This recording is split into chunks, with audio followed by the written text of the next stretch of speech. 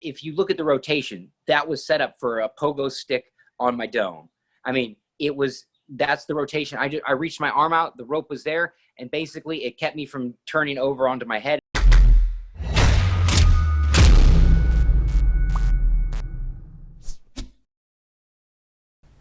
Hey, it's Chris. Thanks for checking out this conversation with Matt Sydal. And if it's your first time here, make sure to hit subscribe so you don't miss out on any future videos. I need to apologize because our internet connection between the two of us wasn't that great at times. So there's a few moments where his video starts to lag. Just be patient. We reconnected and fixed the issue. So if it starts to get a little bit jumpy, just hang on and know that it'll be fixed. So with all that said, please enjoy this chat with Matt Sydal. Well, it's a pleasure to welcome back Matt Sydal. Matt, thanks for taking the time to do this. All right, I'm ready to go. You know, I watched our other interview. It was 3.5 years ago.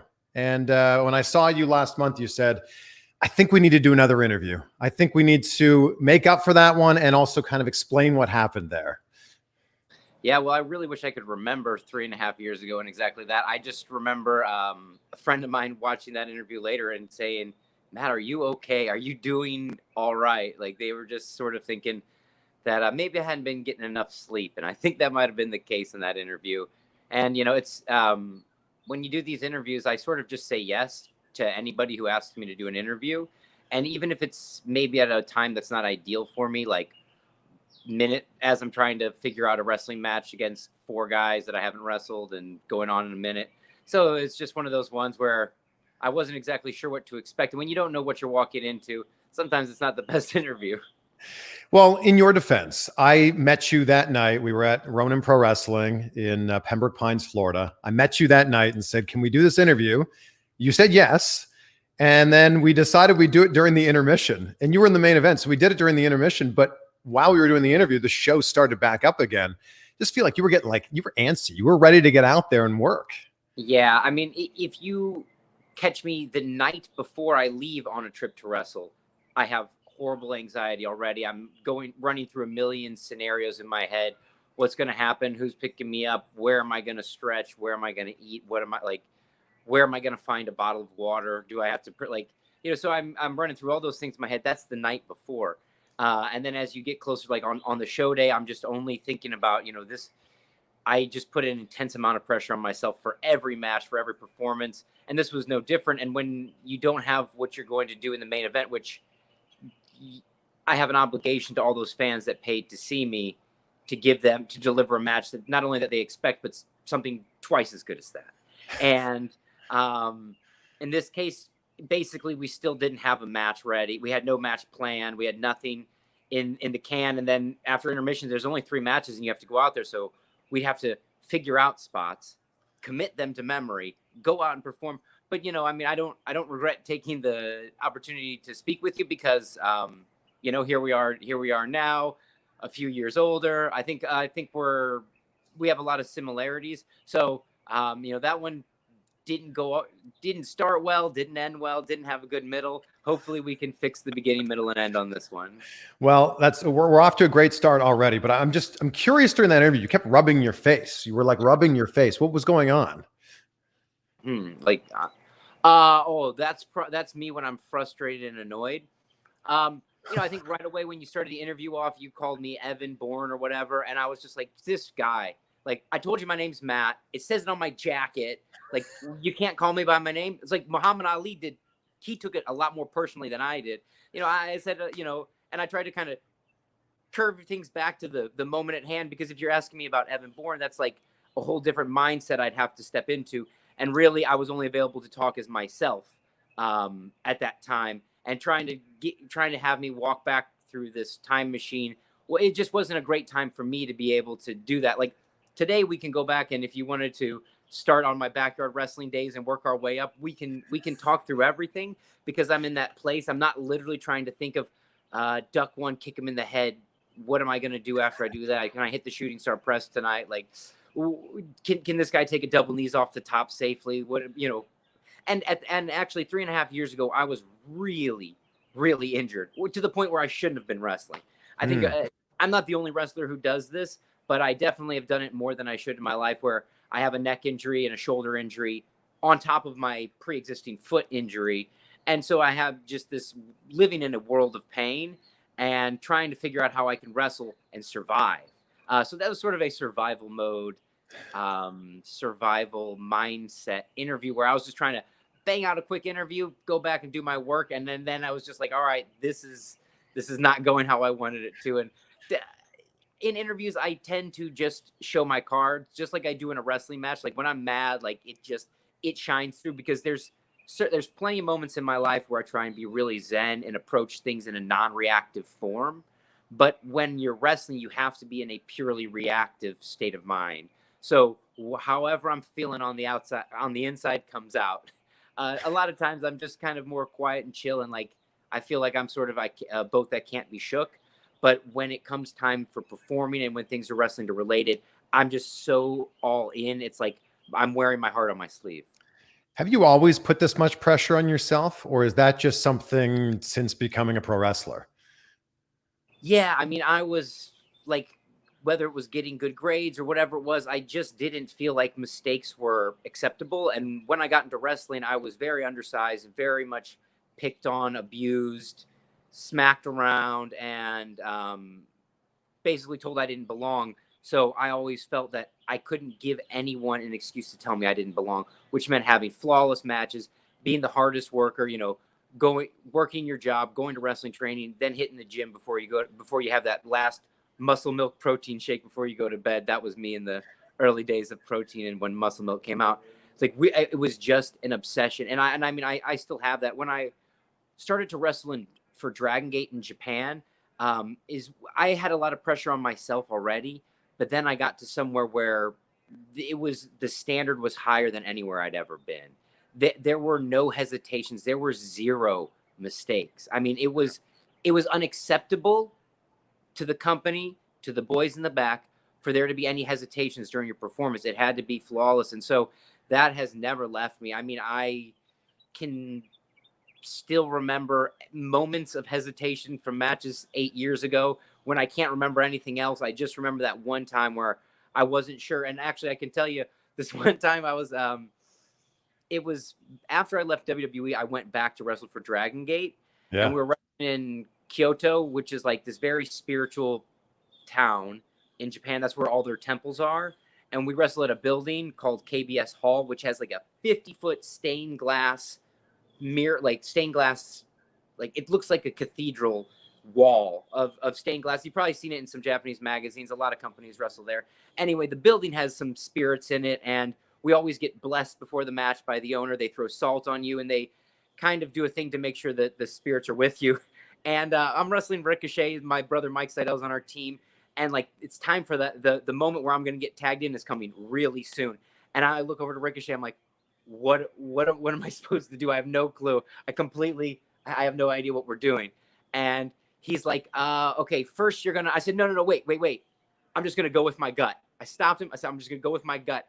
I get the tag. I jump in there, just like essentially no clue what's happening, and just start running. And then it all just came to me right away. Boom, boom, boom, boom, boom. And at Dragon Gate, it happens twice as fast as, maybe 3 times faster than things happen at WWE. And I just came in there, and it was just, I just switched off my thinking mind, let the open mind walk in there, and I just went with it. And luckily I didn't mess up. But it's those moments where you're just like thinking too much that you kind of walk into these mistakes.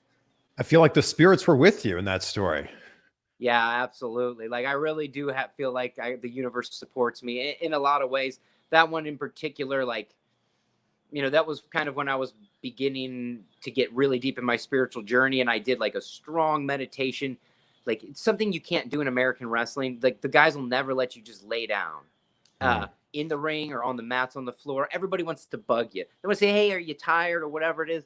In Japan, if you're laying down, they leave you alone. If you're stretching, nobody's going to bother you. So before that match, when the building was cleared out, most of the people the wrestlers were in the back, and I had done my pre-show workout and stuff, and I just laid there and I listened to like a Ram Dass meditation before, and I just really felt composed and together, and not like my mind was in 1,000 places. It was just in this one place in KBS Hall, and it really kind of brought my focus down to the point where I didn't even need to actually remember what we were doing. It was just like imprinted in, it was already in my brain.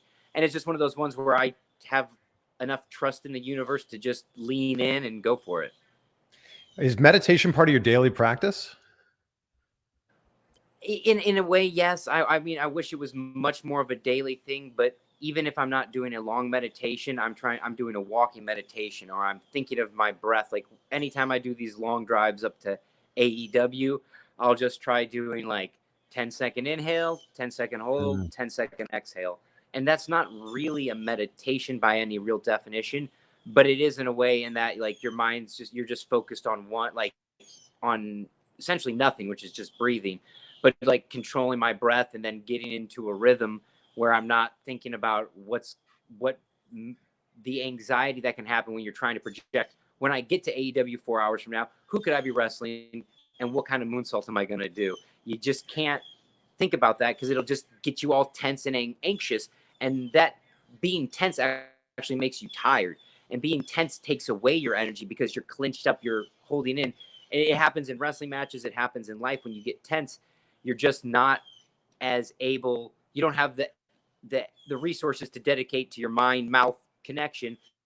You're too busy, your body's taking up all the energy, and that's where your breath comes in, and your breath can just breathe it out. So I mean, when I'm in those tough spots, I just remember to breathe. And I think when I was grabbing my face like this in that interview, if I had done a deep breath instead, that would have been much more beneficial to just being annoyed. Because then you take that energy and you can, it's okay. Like, it's okay to be annoyed with an interviewer or an interviewee. It's okay to be frustrated. The problem is if you hang on to it for too long, if you don't breathe it out, then you can run into the problems. Well, I apologize for frustrating you, and I apologize for perhaps annoying you during that interview, but I'm glad we're in a better spot now. Yeah, I mean, that's not you. That's me who, like, that's my problem, not yours. So, I'll take full responsibility for bombing that interview. Just what makes me more upset is now people might go back and rewatch it. But so just stick with this one, folks. We'll get into whatever we want to get into. But yeah, we'll stick with this one, please. All right, so it may look a little bit different. We switched over from one streaming service now over to the much more stable Zoom here. And Matt, you mentioned traveling up to AEW, and it was such a nice surprise to see you as an entrant in the Casino Battle Royal. How did that come together? Yeah, I mean, it was a really nice surprise for me because I had just finished filming the Ring of Honor Pure Title tournament in Baltimore for a whole week, and sort of thought my next booking wouldn't be till this October set of Ring of Honor tapings. And sure enough, I got a phone call basically the night before the pay-per-view and to see if I was available to work, and it sounded like an awesome spot. So yeah, I mean, it just was just done old school style. Hey, give me a call and I'll be on the way. For the last 2 years, since I last left Impact in 2018, I've spent basically the last 2 years just trying to be healthy, be strong, and be ready for when that opportunity comes. And I sort of felt like that's what I've been putting into the universe. I've really been working towards it, even though it's not like I didn't go on podcasts and say, oh yeah, my goal is to be in AEW, because that's just a little more revealing than you want to say. I mean, but really it had been like a focus of mine. Like it had been a huge, of course, now you're going to hate me, Chris. My thing just said 20% battery. Oh my God. I'm gonna figure out a way to locate my charger. When it tells me 10%, I'm gonna take a 2-second break, run, get the portable charger, plug it in. We'll be good. Okay. I promise. Okay, I'm sorry. I was talking about AEW. Yeah, and that came about because this is an organization that started basically on the principles that have guided my entire career in wrestling, which is that everything that got us in the past of wrestling is amazing, and we're so thankful for all of that. But it's really time to feature the forward thinkers in wrestling, for wrestling to be more of an open thing than a closed book, for there to be less rules and more creativity, for there to be collaboration instead of just like a top-down hierarchy of how things go. And AEW is just like a federation out of my dreams. So when I got that call, I was like, I mean, absolutely. I was just so excited. And it's one of those moments where it's like, oh, there's friends I haven't seen in 4, 5, 6 years that I'm going to get to hang out with on Sunday. And that in and of itself is super exciting, let alone to like debut on pay-per-view, which is huge. So you're not exclusively signed to anywhere right now. Correct. I am a free agent. So this is why we can see you on Ring of Honor, and then we can see you right after that on AEW, and then back to Ring of Honor. Correct. Well, I don't have anything booked with Ring of Honor right now, but my match is just sort of, we filmed 8 weeks of TV. So I had a match with Ring of Honor on Monday, and then my AEW Dark airs on Tuesday. Or actually, I had an AEW Late Night Dynamite debut right the day after a Ring of Honor match. And then I had then just this past week when I wrestled Sonny Kiss on AEW Dark, the night before I'm wrestling Jonathan Gresham in the Ring of Honor Pure title tournament.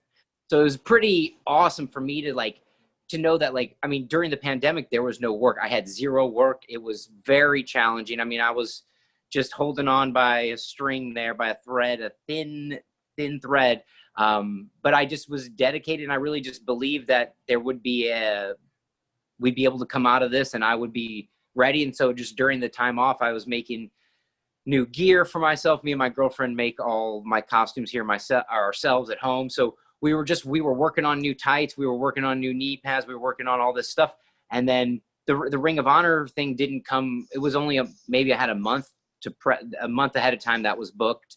And then the AEW thing, I had to be ready the next day for it. So it's just one of these ones where you wait and you wait and you wait, but when that red light goes, you have to be ready to jump. And so I was just really proud of the work that I had done in the dark, and now we get to bring it and show it off in front of everybody. Because I've been working really hard on all sorts of, the preparations to wrestle, but also at my wrestling school. I have a little dojo in Clearwater called the Sy Dojo, and I've just been putting in extra work there. And so when I get a chance to wrestle now, I'm just, my comfort level in the ring's higher.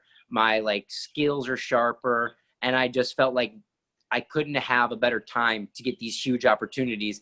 Even I've done a lot of things in wrestling, but you have to understand, as a wrestler, I've had 20 years of wrestling, thousands of matches. The shows I want to be on are the shows I want to be on. And AEW was the only place that I hadn't been to that I was just really wanted to be a part of.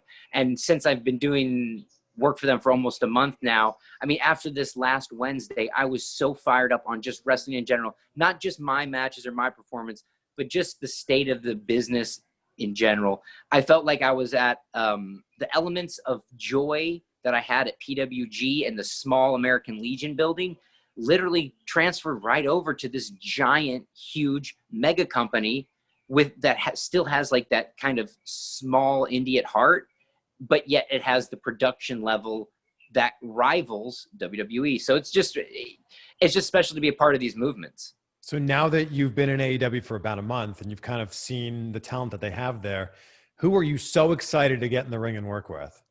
Oh God. Okay. So my favorite wrestlers to wrestle of all time are the Young Bucks. So I'm just looking for a tag team partner for that. I have a few ideas, but I don't want to give my whole hand away. So then following them are the Lucha Bros.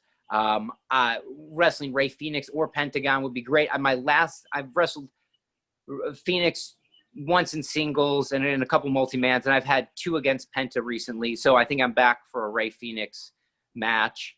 There's the entire Dark Order. Brody Lee would be a match I'd love to have.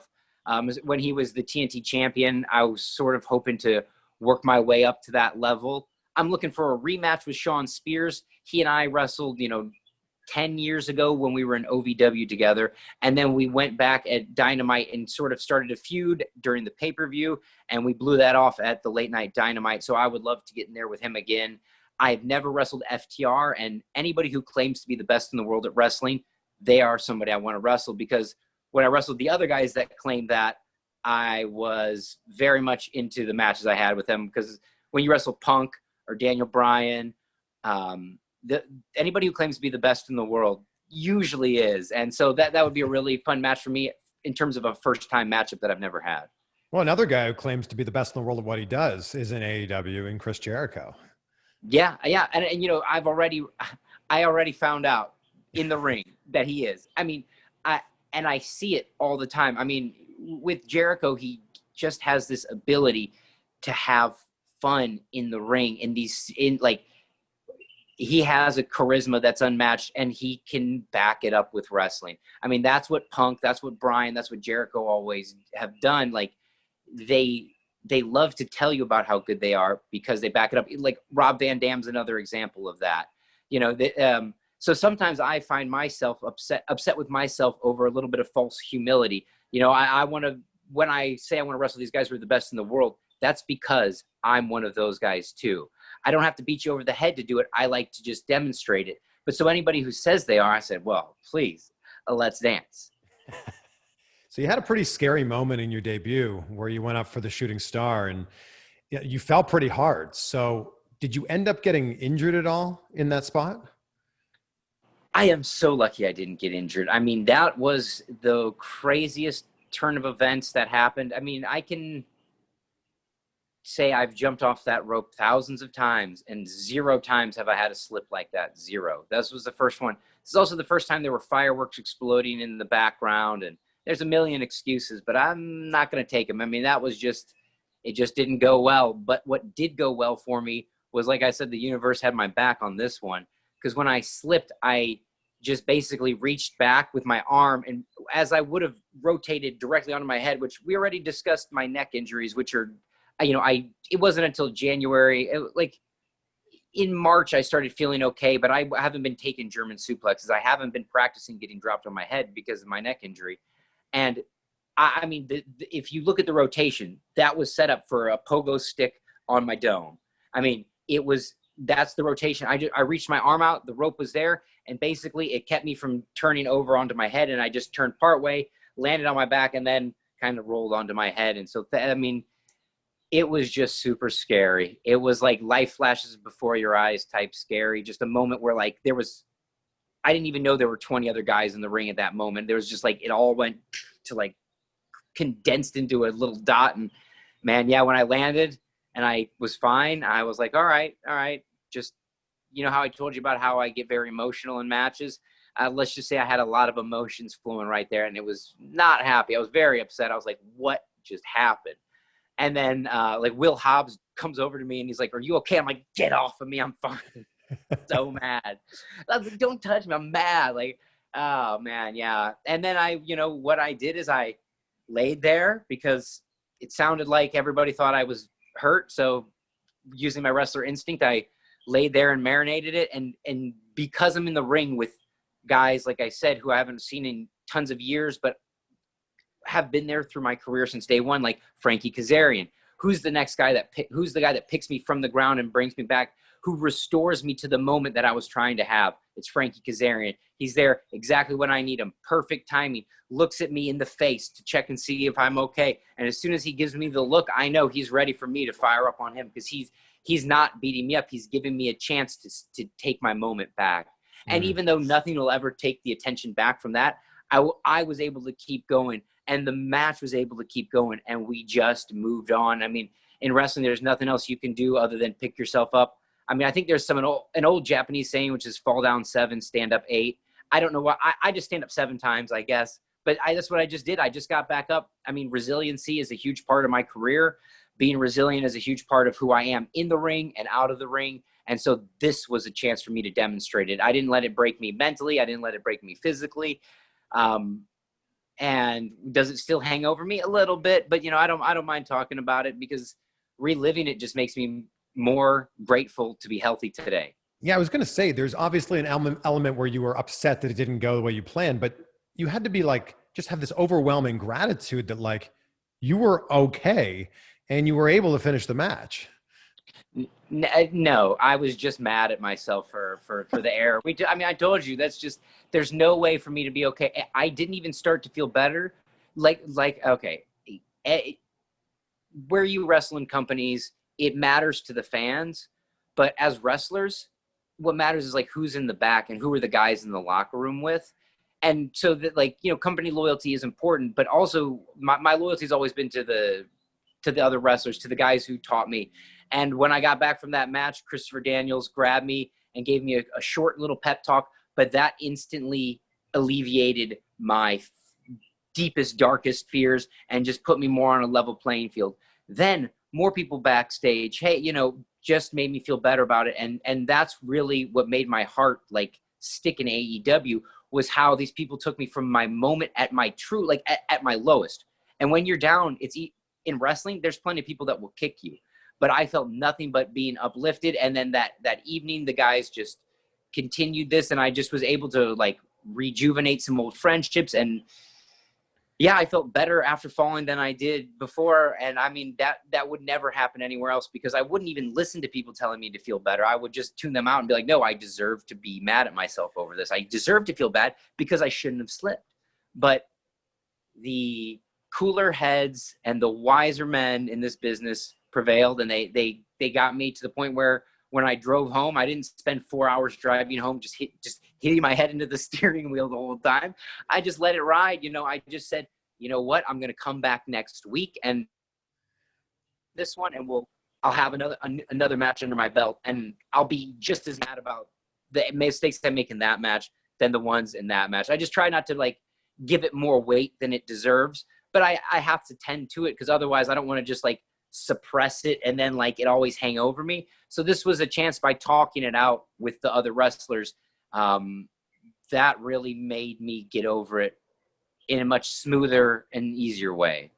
It's that there's not a single person on this planet that would look at that and go, "Oh man, Matt screwed up." Like it was just a freak accident. Yes, it's an accident, but there's only one person who can screw that up. It's the person doing the action, doing the jump.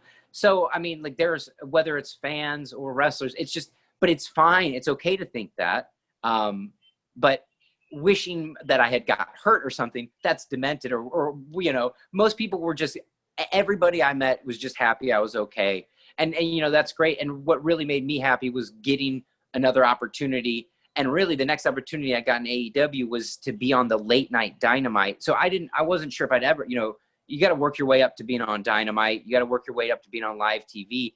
And they put us right out there with a live Dynamite. And me and Sean Spears had a main event. We went long. I mean, we had a full slobber knocker of a match. It was no introduction match. I mean, they put me right back in deep waters to see how I would perform again. And, you know, that was an opportunity I jumped on, I seized. We had a banger, just what I was looking for. And that redemption felt so good. That redemption felt real, because I felt like I got a chance to show who I am and what I can showcase.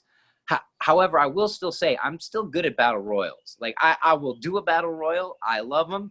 I'll take another chance. Maybe I'll be an early entrant than the surprise entrant.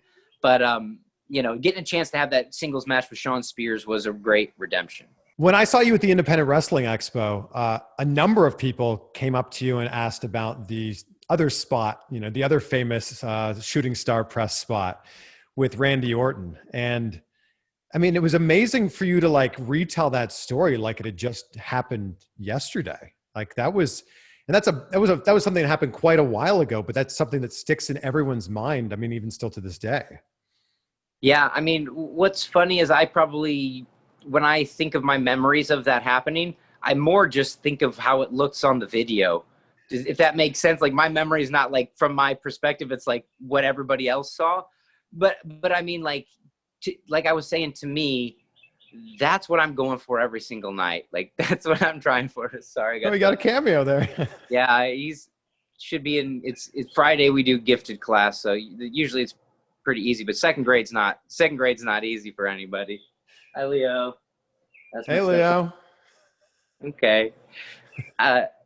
Yeah, but I mean, when I like with, yeah, as far as that RKO goes, it's like, there's so many ways to think about it, but I mean, when you get that moment that gets people to jump up off their chair, jump out of their seat, it reminds me of the moments that got me to do that when I was young. Like there was that time Taz and Bam Bam, like Taz had Bam Bam in the choke and they went through the entranceway, boom, boom, like through the elevated entranceway. I mean, everybody jumps out of their seat. When Undertaker threw Mankind off the Hell in a Cell, all my friends that I was watching that, which everybody jumps up and starts screaming. So essentially every time I wrestle, every single match, AEW, Dark, main events on paper, whatever it is, that's the moment I'm going for. It's that one moment where everything stops and like everybody is, all the attention, all the energy is right there in that one spot. And we did it that night. I mean, I didn't even realize that I had done that maybe once or twice before. I think Alex Shelley gave it to me one year at a PWG Battle of Los Angeles, 2006 or 2007. He and I did Shooting Star, and he gave me basically a cutter. But it was just with Randy in the WWE, it was just such a special moment because that RKO had been established, and he was the master of it. And people had seen it from all these different angles, but nobody expected this one to happen. I came in, I fly to the ring, full fire, kick him in the head, and go up, and everybody expects the Shooting Star press. And in fact, the camera works so good. They focus in this really tight shot on me on the turnbuckle. You almost forget that Randy Orton's laid out on the ground. You just see me climb up, and you see right when I jump, then they cut to the shot where there's Randy as he's flying up into the air and catches me. I mean, it really still pulls people out of their seat. And like ESPN posts that on their Instagram, and of course they don't tag me, but yeah, when they post that, like tons of people end up saying, "Hey Matt, check out this." And like, it's cool that it gets people going. And because there were just moments like that that connected me to wrestling. And I think that's what I'm always going for. For me, it was never about like, I want to be the champion. I need to be the person that everybody loves and adores. I just wanted to like reach through the screen and grab people, whether it's by their head or their heart, whatever it was, that like when you're 16 and you're watching wrestling and it just connects on this level that, you know, a therapist wouldn't be able to give you the kind of support that wrestling gave me. And I think just, that's the connection I'm looking for to bring people into the sport I love. And it's a way to share, like you can show people that clip and it might make them excited about seeing a wrestling match that night, you know, and that's what I want to be, as a good ambassador for the business and the sport. And like, you know, that's what wrestling is today. It's surprising though, to hear that wasn't the original spot, that hadn't been done. Like you had done that before. I don't think a lot of people would realize that. Yeah. Well, what's even worse is that I think the first time I saw it get nailed was M-Dog 20, who does a Shooting Star press as well. Matt Cross. Yeah. Him and B-Boy did it on an IWA Mid-South show I was on. And I was like, oh my God, that was awesome. And this loop, we happened to be in Ohio, and Matt was doing Tough Enough, I think at the time. So he was an extra. And so we were in like Dayton, or we were in Columbus on Sunday, and I was talking to him about it, and I said, oh yeah, man, hey, if I ever get in there, if I ever have a feud with Randy Orton, I want to do Shooting Star into the cutter. And he goes, yeah, that's awesome, you should totally do it. The next day on, I think I even told Randy about it on Sunday, that Sunday night. Then on Monday, this is how wrestling happens, 24 hours. Then on Monday, turns out me and Randy have a segment, and I say, anybody want to do this Shooting Star press RKO? And there was some doubts from, you know, management that it was humanly possible or physically possible, but it was just this perfect merging of two guys' special moves, two guys' finishers, two guys, you know, the things that I don't want to say we do it without thinking, but it's just something we can do confidently. And I jumped, and, you know, there's no control. So basically I'm jumping, and if he's there, I'm going to land on him. And if he jumps up and gives me a cutter, I'm taking a cutter. To me, I have to basically do the same leap and dive. And then just as I've come through, like kind of as my head clears where I'd be able to see the ground and my opponent, it's just instantly getting caught and just hitting the ground. So I don't really have like this visual image of it. And so I've done quite a few Shooting Star presses in my life. Yeah. The easy version, the safest one, is where there's a crash pad. Okay. Landing on a big opponent, that's easy. Give me a guy who's 200, 300 pounds. I kind of land on him and bounce off, and it's not too bad. The worst landing is going belly out and just smacking, like doing a belly flop into a pool. But instead of a pool, it's a wrestling ring, which hurts a lot more. And then so this one was, I would say, like the highest level of pain degree, because I also had the extra downward gravity of it. But I did land basically what would be the best way to land it. You just belly out and eat it. And that's why I just laid there after. Sometimes I have a lot of energy and I'm selling very energetically. On that one, I just ate it, and there's no wind left in me. There was nothing. So I just laid there like a fish, like, Did Randy think this was possible when you presented the idea to him? Yeah, I mean, basically, he didn't even hesitate. He's, oh yeah, it'd be cool. Like if we could do it, like, you know. And I just said it's possible, and it's really like it's a challenge for him to like jump up at the right time, and it requires a very high level of athleticism and timing. But like Randy's not like that's not going to be hard for him. He is athleticism and timing. So it was it just all fell into place that one weekend, like right there in wherever it was, Ohio or some. So, you know, that for me, it's like, it doesn't matter where it happened or when. It's just that we did it. And like, I gave the fans something to remember, because once I do it, for me, my pleasure is in the doing it. I want to paint this picture. I painted it. Me and Randy painted it. We signed off on it. And now it's for everybody else. It's yours. If you want to GIF it and like put a little dead fish instead of me doing it, or people want to turn it, it's for them. Like we make this art for everybody else. The making of it is where that's where I'm myself, my highest self, my best self. But after it's done, it's for everybody else. So that's the same way when I slip on the rope. Like that's not what I was trying to do, but now it's for everybody else. I'm not going to get too hung up on it anymore. But if people like make me relive it and rehash it all the time, I'll be okay. You know, did you guys practice this? Like, did you go over this, or was what we saw live was it? Yeah, I mean, what you saw live was it. I mean, there's really no way to practice. I mean, I can't belly out like that in practice. Hey, buddy. It would be too dangerous. Hey, Leo. Hey, pal, can you give me just a minute?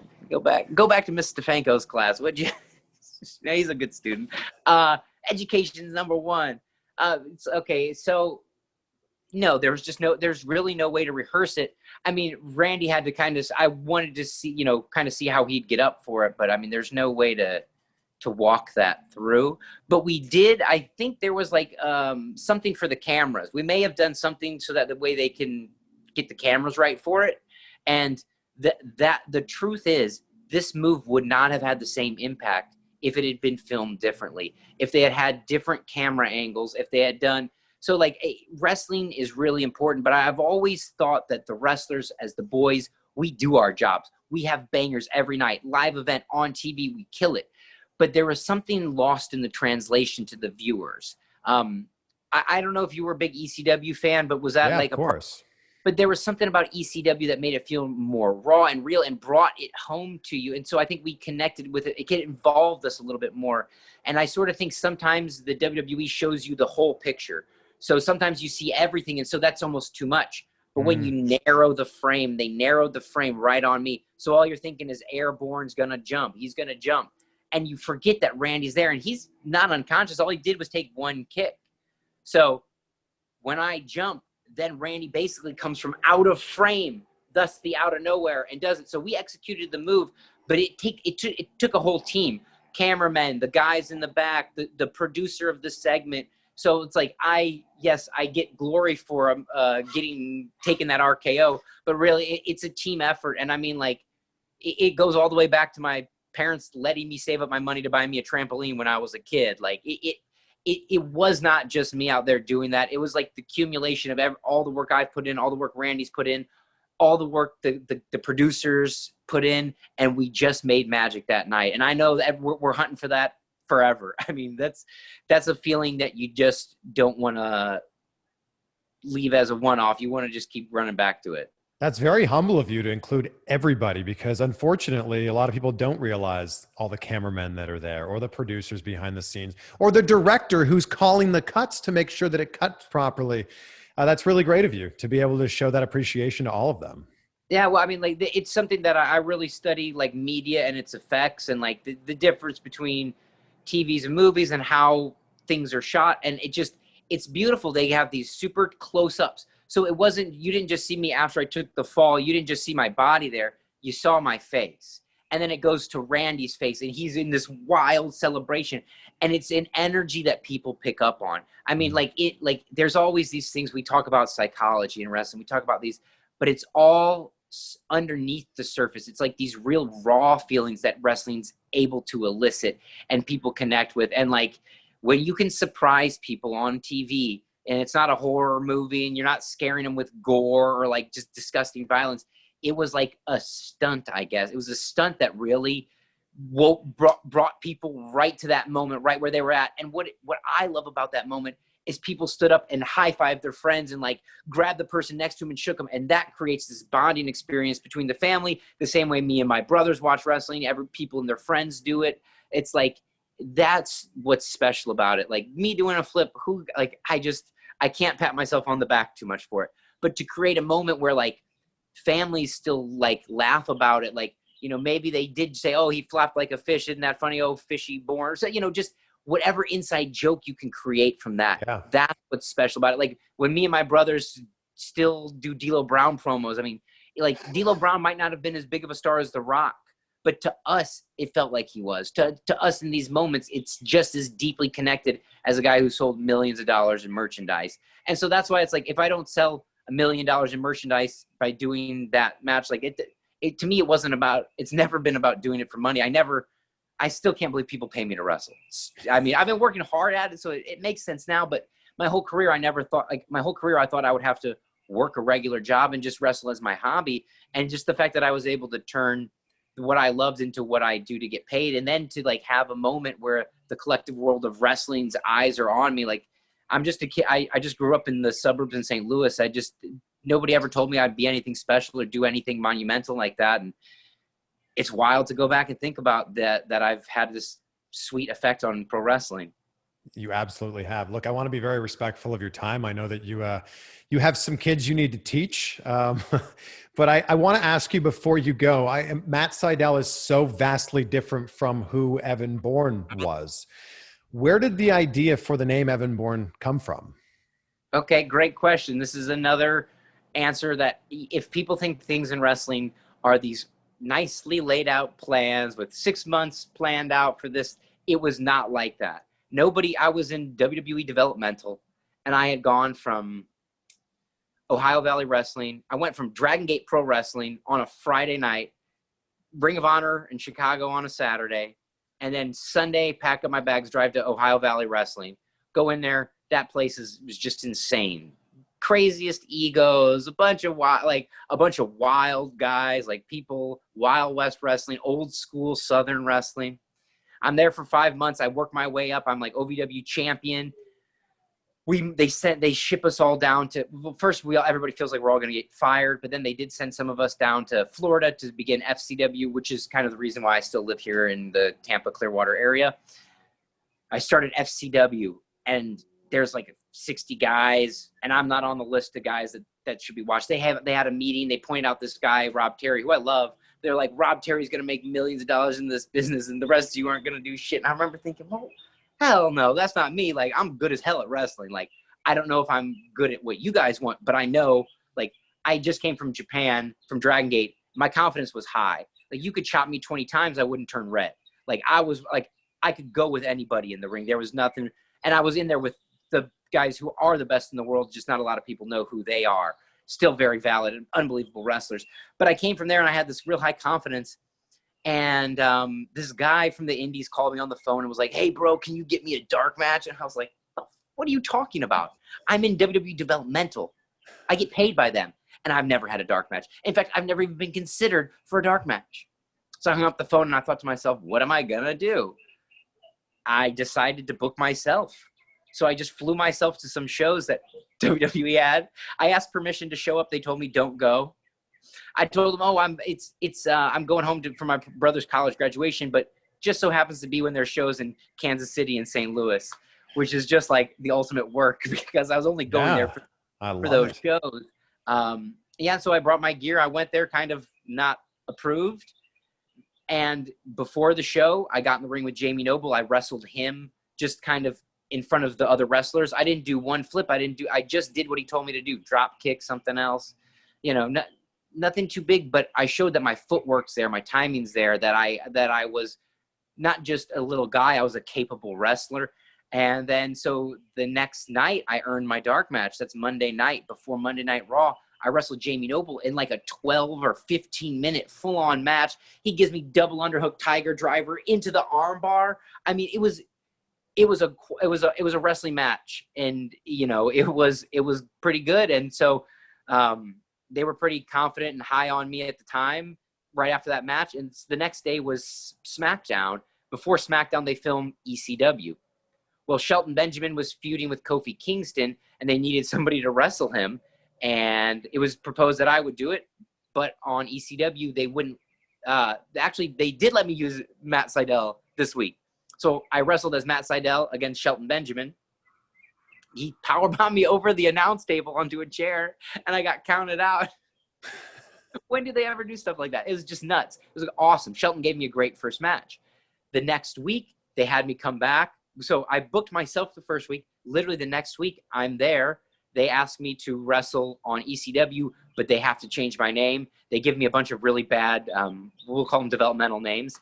And I was like, oh my God. I said to the writer named Jen, I was like, Jen, I have to live with this name for the rest of my life. Could I please have a few minutes to think of something better than what the names they laid out for me? And she goes, yeah, you know, 5-10 minutes, we need a name. That's it. And I'm like, what do I do? So the bet that I knew there the most was Punk from our time at IWA Mid-South. And he was always kind of there for me and looked out for me. I said, Punk, what do I do? They're telling me my name should be Jason Jordan or something like this. Well, that's not, you know, what do I do? How do I come up with a name? He goes, what do you want me to do? Come up with a name for you? And he said, listen, talk to Joey Styles. He's good at this kind of thing. And he's the kind of guy who can help you. So I asked Joey to help me. He took me into his office. We sat down, put on our thinking caps, and came up with a couple names. And like we thought of like Evan and Eric for first names, and Bourne and something else for the other names. And Evan Bourne was our top pick. They sent it to legal. Legal says, great. Jen, the writer, comes to me and says, you're Evan Bourne now. And can you please do a promo for a picture-in-picture for your introduction? And so I did literally like right away. I said, hey, I'm Evan Bourne. I'm not good at promos. I'm going to be doing a match later on tonight. Please watch. Thanks. Bye. Well, it's just terrible picture-in-picture promo. And as soon as that promo ends, Colin Delaney, who's a pal of mine who was in ECW at the time, he was just off stage there. And, you know, I finished my picture. Yeah, I'm Evan Bourne, and watch me wrestle. He goes, we cut. Colin Delaney goes, Evan Bourne. Oh, you can be Airborne. And then so I went from nothing to just happening because the universe supports me enough. I got this name, Evan Bourne, that just happened to tie into Airborne, which is just basically the nickname. I always tried to like ditch the Evan and just be Airborne. WWE never was like, I don't think anybody dug that idea, that concept, but just like, I always just thought Airborne was very catchy. And I'm just really lucky that day Punk was there, Joey Styles, Colin Delaney. Like I said, like every wrestler, I have to do all my work. I have to be killing it every day, grinding. But in the end, like, it's this synergistic magic. Like, if you go back to like my 5-star match that I had with the Bucks and the Lucha Bros at PWG, like that match is amazing. But it's just, sure, I had to be there, but it's like the magic of when we all got together. Because separately, we couldn't have thought of these moves, shooting star press into a Meltzer driver, unless we were all there popping these ideas off each other. So there's just like a lot of the magic in wrestling happens 5 minutes before you go out there, 10 minutes before you go out there, and certainly within the 24 hours before it happens. Thus, that massive bout of anxiety I always have before I leave to travel is like, I need to make magic happen. And how do you come up with an idea if you're not there? But that's just like, I try and remind myself that anxiety is actually just a version of excitement, that I can remind myself, hey, you're actually just excited about your opportunity to wrestle and have this performance that you can have the best match. You can make people jump out of their seats. You give the fans their money's worth, which in the end is like just this goal of mine from when I was a fan and would save up so much money for sorry, there's a giant blue heron squawking. We've got everything in this interview. This is amazing. Yeah, you know, we try and keep everybody on their toes. So yeah, but man, you know, it's just that's wrestling, man. So much of it happens that moment just before you go out to the ring. You have this idea, you mention it to the guy, and you're all of a sudden 15 minutes later you're hitting it, and it changes the course of your life. I mean, there's just, when you're doing live improv, quasi-improv wrestling, there's just all these variables. And the wrestling is like, your match never happens till you walk through the curtain. And you know, you would never tell somebody, hey, I would never tell somebody I'm debuting on AEW pay-per-view tonight, because that doesn't happen till you walk through the curtain. And then all the variables condense into that moment of just like truth. It's like for wrestlers, getting in the ring is our moment of truth. It's like there's all the possibilities, but the only ones that happen are the ones that happen right then there when the cameras are on. And when you tell a story like that, it makes me realize how spiritual wrestling is when you talk about it like that. And I love how you throw things out into the universe and then they come right back to you. And it's been a tough year for a lot of people. 2020 has been a tough year. So as we end this, I'm curious, Thanksgiving's, a month away. When you sit down for Thanksgiving this year, what are you going to be thankful for or grateful for you in 2020? For me, like it has been, the struggle has been real. I haven't been able to go see my family like I haven't been able to fly out and visit any of the family in St. Louis that, like I said, was my support system that launched everything. And so I actually am going to get to go home and see my family, see my parents. My grandparents are in like a nursing home where you can't go visit them directly, but it's just like a chance to just giving back is a huge part of what I do. Like I said, I have a wrestling school.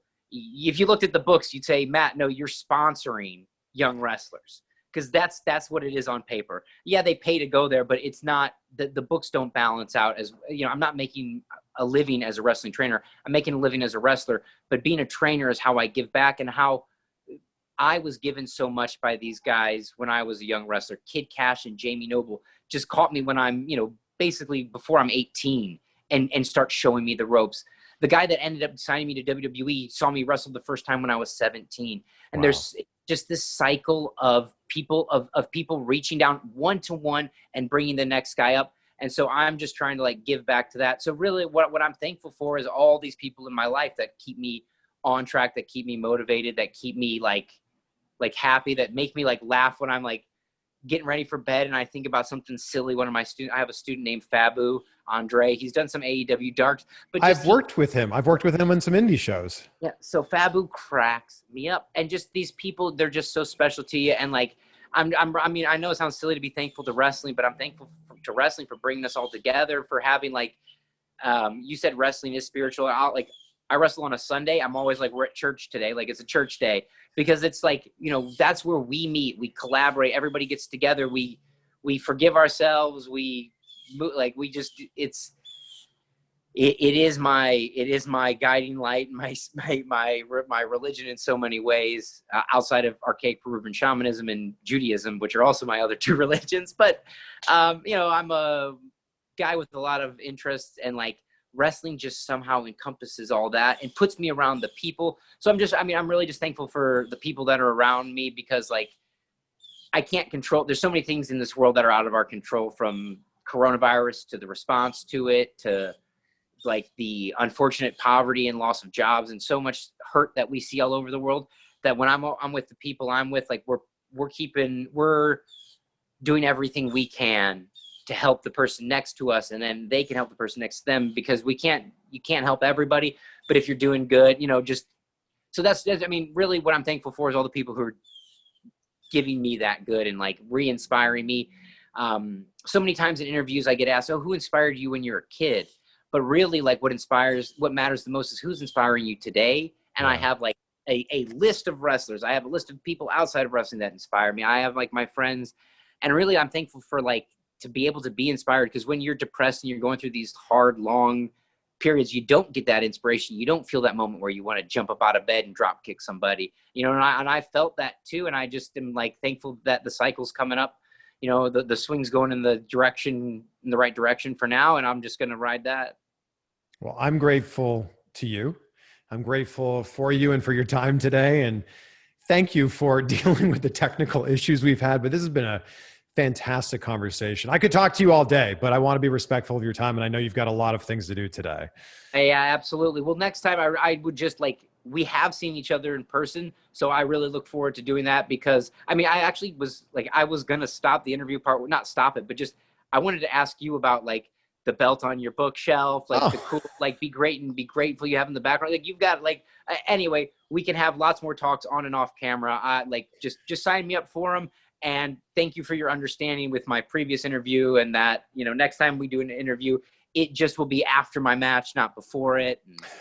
And you'll have like clear-headed Matt Sydal, not like anxious, insane guy. I mean, I'm crazy and I'm happy about being crazy, but like insane is too deep. And that's where I was sort of at. But this is what we got today. We got a very clear-headed Matt Sydal, and thank you for talking us through this journey. These are like, you are an amazing storyteller, not just in the ring, but here one-on-one in a conversation. You're an incredible storyteller. That means a lot coming from you, Chris. Thank you. Well, thank you, Matt. And I look forward to doing our next interview in person. Beautiful. Peace, love, pro wrestling. And yeah, Matt Sydal on Instagram or whatever. ProWrestlingTees.com, Matt Sydal, MattSydal. Find me if you want to get found. Thanks, Chris. So there you have it, my friends, Matt Sydal. And a big thank you to him for finding the time in his day to do this around the homeschooling that he was doing. Loved the cameo there from Leo. Also, a big thank you to you for hanging out with us and watching all the way until the end. And if you haven't watched that first interview that we referenced so many times during this one, the link is down below so you can check that out. And I take full responsibility for my part during that interview and my part and my role in not making that interview as great as it could have been. But I'm so glad that life always gives us second chances. And I'm glad we were able to have this conversation now, because Matt Sydal, Evan Bourne, whatever you want to call him, is insanely talented in the ring. And I feel like we're going to see so much good stuff from him in AEW.